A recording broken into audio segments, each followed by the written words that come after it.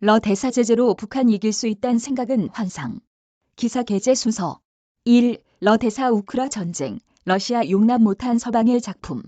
2. 러시아 대사 한화, 루블화 결제 시스템 도입하자. 3. 러 대사 제재로 북한 이길 수 있다는 생각은 환상. 한반도 정세가 요동치고 있다. 지난해 40차례 70여 발이 탄도미사일을 발사한 북한은 줄곧 윤석열 정부의 대북 정책인 담대한 구상을 어리석음이 극치로 폄하하며 호응하지 않고 있다. 북한은 올 들어서만 10차례 탄도미사일을 발사했다. 이런 가운데 주목받는 국가가 있다. 바로 러시아다. 유엔 안전보장이사회 상임이사국인 러시아의 동의 없이 대북 제재를 추가로 마련하는 것은 사실상 불가능하다. 머니에스는 러시아가 생각하는 한반도 평화 셈법을 알아보기 위해 지난 7일 서울 중구에 위치한 주한 러시아 대사관에서 안드레이 쿨릭 주한 러시아 대사와 단독 인터뷰를 진행했다. 이날 쿨릭 대사는 비핵화에 앞서 남북 대결 구도를 공생관계로 전환해야 한다며 지난 2018년 싱가포르 선언에 주목해야 한다고 강조했다. 북한, 선 비핵화 후 지원 로드맵 호응 안 할 것. 북핵 위기가 고조되고 있다. 지난 2018년 6월 싱가포르에서 트럼프 당시 미국 대통령과 김정은 북한 총비서가 선언한 선언문을 읽어보면 파악할 수 있는 사실이 하나 있다. 싱가포르 선언이 현실화됐다면 오늘날 한반도는 평화로웠을 것이다. 이 밖에도 지난 2018년은 가장 중요한 9.19 남북 군사합의서가 채택된 해다. 지난 2018년 9월만 해도 한반도는 오랜 교착 이후 드디어 올바른 길에 접어들었다는 느낌이었다. 그러나 유감스럽게도 미국은 싱가포르 정상회담 직후 싱가포르 선언에 담긴 정신을 포기했다. 구체적으로 설명해달라. 미국은 자신들이 잘 사용하는 전략인 북한의 선 비핵화 원칙을 다시 내놓았다. 문재인 정부는 동맹국인 미국의 결정을 따를 수밖에 없었다.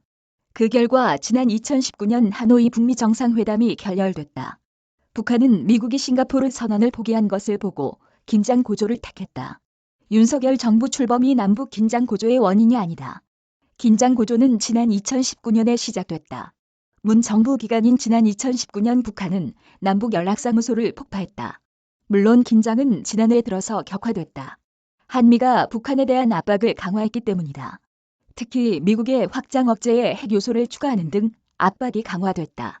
이에 대항하기 위해 북한도 미사일 개발을 가속하고 있으며 대형 발사포부터 대륙간 탄도미사일까지 발사하는 상황이다.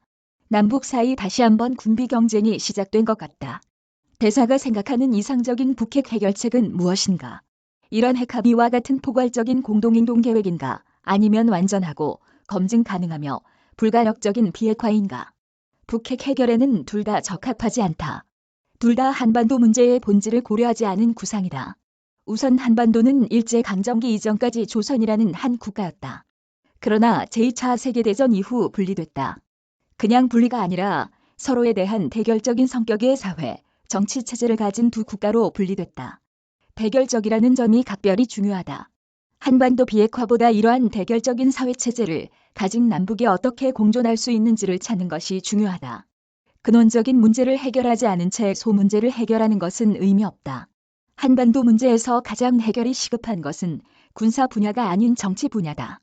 지난 2018년 싱가포르 선언의 가장 큰 장점이 바로 이러한 맥락을 정확히 짚었다는 점이다. 싱가포르 선언에 담긴 북미의 새로운 관계 수립을 언급한 것인가? 그렇다. 싱가포르 합의를 보면 군사 분야 외에도 정치적인 문제를 다룬다. 싱가포르 합의는 러시아와 중국이 공동으로 추진하는 한반도 로드맵과도 상당히 유사하다. 구체적으로 싱가포르 합의에는 3가지 주요 내용이 담겼다. 비핵화는 첫 번째가 아닌 세 번째로 언급된다. 김정은 총비서가 미사일과 핵을 필요로 하는 이유는 본인의 정권을 보장하기 위함이다. 북한이 미사일과 핵을 포기하도록 하고 싶으면 현 북한 정권에 대한 충분한 안전 보장을 해야 한다. 그러나 미국의 대북 정책은 북한이 비핵화를 하면 경제적인 보상을 한다는 다소 애매한 약속을 하는 셈이다. 현실성이 없다. 제재와 강압으론 북한 못 이겨. 최근 남북 갈등에 대한 러시아의 입장은 한미, 일 협력이 강화하면서 3국이 밀착 행보를 보이는 것도 긴장을 고조시킨다. 한미, 일 보도자료나 공동성명만 봐도 3국이 북한에 대한 대응을 전제로 협력하고 있음을 알 수 있다. 또 하나 중요한 사항이 있다. 문재인 정부도 어느 정도 언급했지만 윤석열 정부는 북한 인권 문제를 지속적으로 지적한다. 한미가 북한의 인권 문제를 지적하면 북한 입장에선 정권 파괴를 목표로 한다는 인식으로 받아들일 수밖에 없다. 북한 입장에선 미사일과 핵 프로그램을 가동할 또 하나의 이유가 생기는 셈이다. 한반도 문제를 정치, 외교수단으로 해결해야 한다는 것이 현재 협상 테이블에서 빠졌다. 이에 대한 책임은 결국 미국 측에 있다. 북한과의 안보보장 관련 대화를 거부하는 쪽은 미국이다. 북한은 지난 2018년에도 미국과 관계 정상화에 대한 지지 입장을 표명했다. 그러나 미국은 이러한 북한의 신호를 외면했다. 북한이 협상에 대한 지지 입장을 표명할 때마다 미국은 이를 북한이 힘이 빠졌다는 신호로 받아들이고 압박을 되레 더욱 강화했다. 현재 미국이 북한과의 대화가 열려 있다고 주장하는 것은 북한의 일방적인 비핵화와 이에 따른 사회, 정치 체제 교체에 관한 협상으로 들린다. 제재와 강압을 통해 북한을 이길 수 있다는 것은 환상에 불과하다. 앞서 문재인 정부는 한반도 비핵화를 강조함으로써 핵무장을 하지 않을 것임을 천명했다. 윤석열 정부도 미국과 핵협의 그룹을 창설하는 대신 독재적 핵무장에 나서지 않겠다는 입장이다. 문 정부의 대북 정책과 윤 정부의 담대한 구상 모두 북한 측의 제재 완화를 제안했다는 공통점이 있다. 그럼에도 북한은 호응하지 않는다. 북한이 원하는 안전보장안이 무엇인가? 러시아도 북한의 마음을 완벽히 알 수는 없다. 북한만이 적절한 안전보장안을 알고 있다. 다만 북한은 미국이 자신들에 대한 적대, 정책을 포기해야 한다는 입장이다. 모스크바에서 아시아 1국장을 역임할 당시 북한 관료들에게 북한이 말하는 적대적인 정책이 무엇인지 물어보곤 했다. 하지만 단 한 번도 답변받은 적이 없다. 다만 한국 정치권에서 자주 언급되는 독일식 통일에 대해서는 다시금 생각해 볼 필요가 있다. 서독, 동독, 흡수통일. 과연 이상적인가? 독일식 통일이 적절하지 않다는 것인가? 한국이 독일의 사례를 통일 모델로 언급하는 것은 적절하지 않다고 생각한다. 독일 통일이라는 것은 존재하지 않는다. 서독이 동독을 흡수한 것이다. 북한도 이를 인지하고 있을 것이다. 북한 측에선 한국인들이 독일식 통일을 언급하면 흡수 통일을 원한다고 생각할 수밖에 없다. 물론 독일 문제가 어느 정도 한반도 문제와 비슷했던 것은 사실이다. 하지만 독일 통일은 크게 두 부분으로 나뉜다. 사람들은 흔히 지난 1990년 독일 통일만 언급한다. 하지만 서독일과 동독일은 20여 년 동안 교류 없이 공존했다.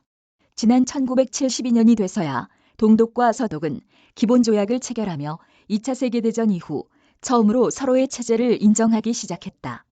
그 무렵 유럽에서는 소련과 유럽 간의 긴장 완화 프로세스가 시작됐다. 그 결과로 지난 1975년 핀란드 헬싱키에서 헬싱키 협약이 체결됐다. 유럽 내 긴장이 완화된 시점이다. 이처럼 독일식 문제 해결에는 크게 두 가지 부분이 있다. 그러나 한국에서는 주로 1990년대 흡수식 통일만 언급하는 것 같다. 지난 1970년대 체결된 수많은 협정과 긴장 완화 프로세스는 언급하지 않는다. 문재인 대통령은 베를린 선언을 통해 북한의 붕괴를 바라지 않으며 어떤 형태의 흡수 통일도 추진하지 않을 것이라고 강조했다. 그래도 대사는 한국의 정책이 흡수 통일을 지향한다고 생각하는가? 한번 생각해보자.